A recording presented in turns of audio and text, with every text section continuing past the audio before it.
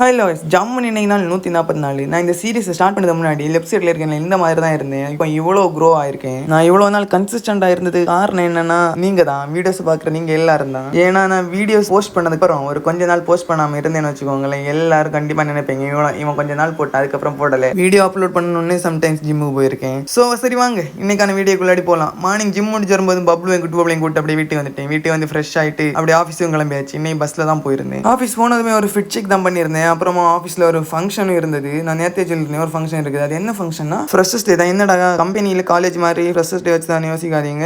எங்களுக்கு வந்து 1 year மாதிரி கோர்ஸும் கொடுப்பாங்க UIUXக்கு. ஸோ கிளைண்ட்ஸுக்கு ப்ராஜெக்ட்ஸும் பண்ணி கொடுப்பாங்க, இந்த மாதிரி கிளாஸும் எடுப்பாங்க. ஸோ இதில் வந்து இன்னைக்கு வந்து நியூ இயர் பேட்ச் ஜாயின் பண்ணுறாங்க. ஸோ அவங்களுக்கான ஃப்ரெஷர்ஸ் டே தான் இன்னைக்கு நடந்துச்சு. ஸோ ஒரு டான்ஸில் தான் ஸ்டார்ட் பண்ணியிருந்தாங்க. டான்ஸ் அப்படி இப்படின்னு ரொம்பவே நல்லாவே போச்சு. அப்புறம் எல்லாருக்கும் பப்ஸும் கேக்கும் டீயும் தந்துருந்தாங்க. நான் பப்ஸ் மட்டும் தான் சாப்பிட்ருந்தேன். அப்போ டெஸ்டர் ப்ரோ அவங்களோட பப்ஸ் எனக்கு தந்துட்டாங்க. 2 பப்ஸ் வயிறு ஃபுல் ஆயிடுச்சு. அப்புறம் மத்தியானம் சாப்பிடும்போது சாப்பாடை சாப்பிட முடியல, ஏன்னா பப்ஸ் சாப்பிட்டது வயிறு ஃபுல்லாகவே இருந்தது. அதுக்கப்புறம் ஆஃபீஸ் முடிஞ்சதும் ஒரு ஃப்ரெண்டை வந்து வடசேரியில் டெஸ்டர் ப்ரோ கூட விட்டுட்டு நான் வீட்டுக்கு கிளம்பிட்டேன். ஓகே ஃப்ரெண்ட்ஸ், நாளைக்கு ஒரு அசமான வீடியோவில் பார்க்கலாம். பாய்.